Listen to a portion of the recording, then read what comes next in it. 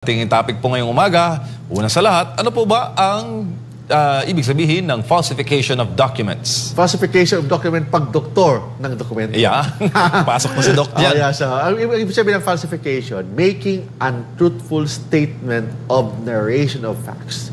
Ibig sabihin, ang falsification, hindi lang pag doktor ng dokumento. Ibig sabihin, pagsisinungaling sa dokumento.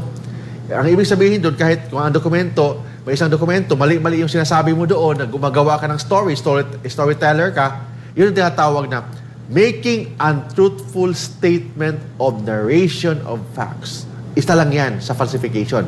And pangalawa, yung making altering or fabricating documents to make it appear to be genuine. Para ipakita mo ng totoo, make it appear to be genuine with intention to deceive. Kailangan may intention ka to deceive or to make damage. Kung wala kang intention to deceive, hindi yan sa falsification. From the word intention, kailangan bad faith ka. Alam mo na peke yan, alam mo na hindi totoo yan, ba't pinagsasabi mo sa isang dokumento? Making untruthful statement of narration of facts.